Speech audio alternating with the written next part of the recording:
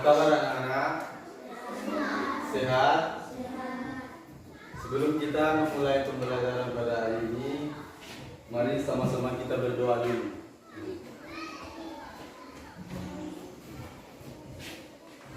Siap, hormat kepada Bapak Guru. Selesai, sebelum menerima pelajaran Bapak Guru, mari kita bacakan doa.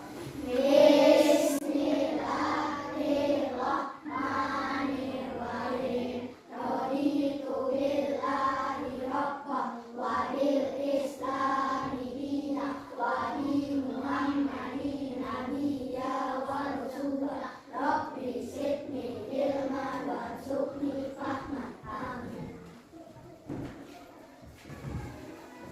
Baiklah, mudah-mudahan selesai berdoa tadi kita diberikan semangat oleh Tuhan terus dalam proses belajar mengajar.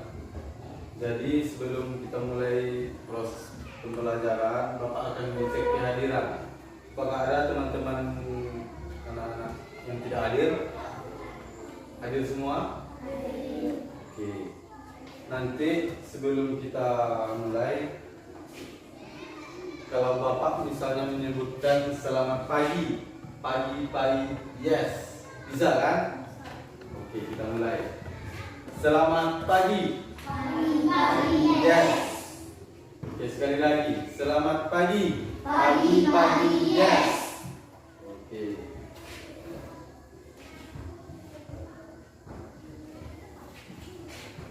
Jadi pada hari ini kita akan belajar tentang IPAS, ilmu pengetahuan alam dan sosial. Kita akan belajar mengenal siklus pada makhluk hidup.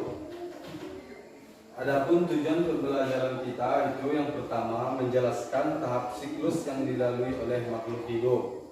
Yang kedua, membandingkan siklus hidup pada manusia, hewan dan tumbuhan. Sedangkan yang ketiga, membuat simulasi atau menggunakan bahan atau alat bantu tentang siklus hidup hewan.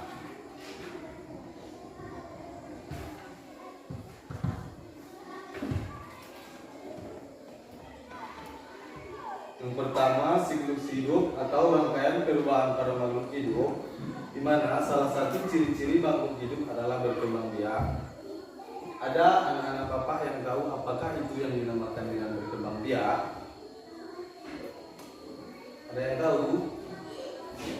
Berkembang biak itu adalah di mana proses bertambahnya jumlah makhluk hidup pada jenisnya sendiri. Selanjutnya, kenapa kita akan mencoba atau mencari tahu mengenai pentingnya berkembang biak. Apabila makhluk hidup tidak berkembang biak, apa yang akan terjadi? Ya, bagus. Tapi yang lebih tepatnya, apabila makhluk hidup tidak berkembang biak, dia akan mengalami kepunahan atau kelangkaan. Contohnya pada makhluk hidup tumbuhan ada di Nusa Tenggara Timur, namanya pohon cendana, di mana pohon cendana ini sudah sangat jarang ditemui di daerah-daerah yang lain. Kalau pada hewan, anak-anak Bapak ada yang tahu yang sudah mengalami kelangkaan yang atau hampir punah? Apa? Contohnya komodo. Komodo itu sudah termasuk binatang yang dilindungi. Selanjutnya kita masuk kepada siklus hidup pada tumbuhan. Seperti contoh gambar yang pertama, biji atau buah tomat ditanam, kelihatan. Seterusnya tumbuh akar menjadi tunas. Selanjutnya tumbuh tumbuhan muda, kemudian menjadi tumbuh bunga, dan tumbuh menjadi tumbuhan yang dewasa dan menghasilkan buah tomat. Apa siklus hidup yang hampir sama dengan siklus hidup tomat ini? Anak-anak ada yang tahu?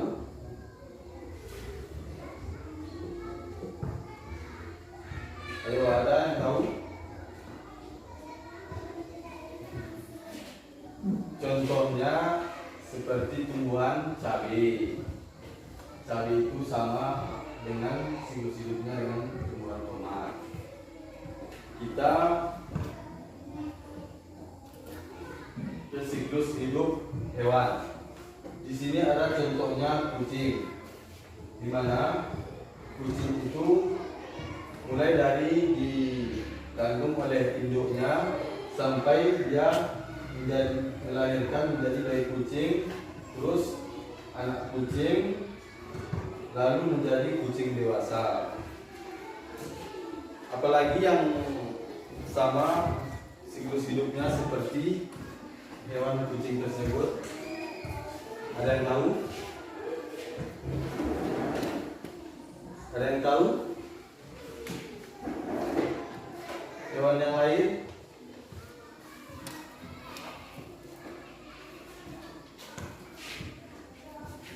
Ya, kita lanjut.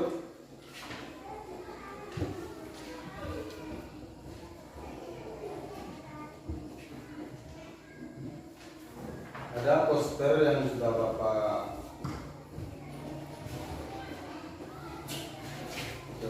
cetak atau Bapak print.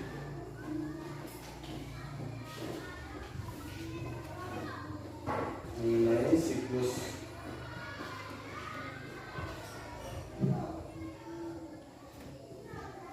jumlah keturunan yang bisa dihasilkan oleh makhluk hidup itu berbeda-beda tergantung jenisnya, begitu juga dengan lamanya siklus hidup seperti tumbuhan dan hewan. Pada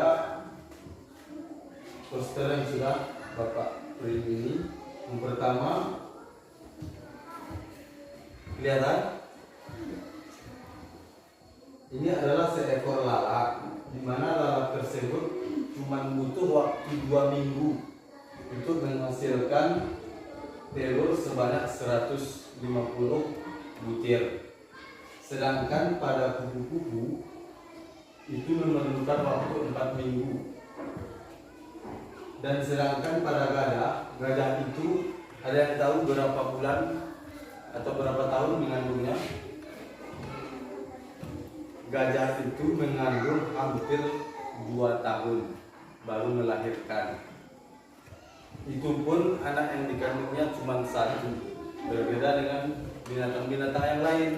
Contohnya seperti binatang sapi bisa 2 kan, kambing.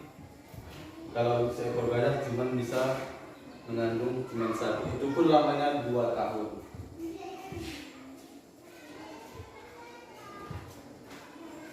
Selanjutnya kita masuk kepada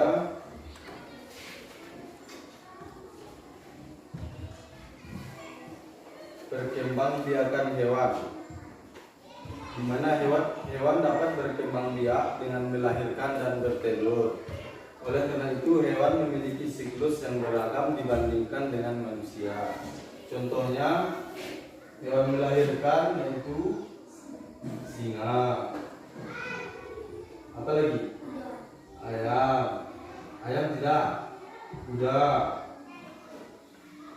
Selanjutnya hewan yang bertelur, bebek. Ada burung elang. Ada satu lagi hewan yang bertelur melahirkan. Anak-anak ada yang tahu? Dia bertelur tapi melahirkan. Ada yang tahu? Ada yang tahu?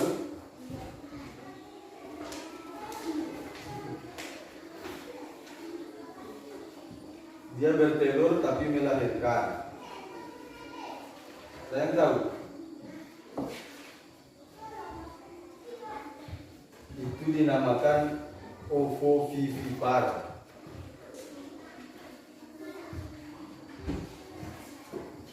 Selanjutnya metamorfosis atau perubahan bentuk makhluk hidup.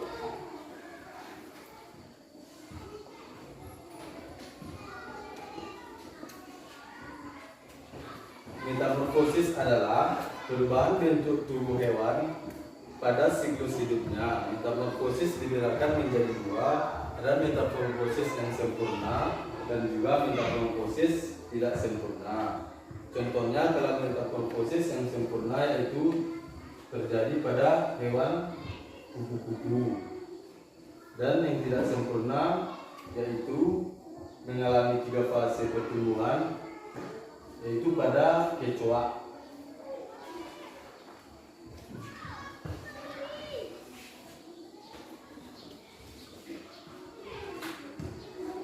Jadi mungkin sampai di situ dulu pertemuan kita pada pagi hari ini.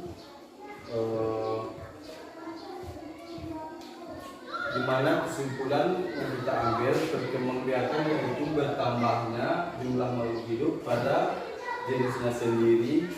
Makhluk hidup itu harus mempertahankan keturunannya agar tidak punah, supaya suatu saat anak cucu kita bisa melihat dan menikmatinya.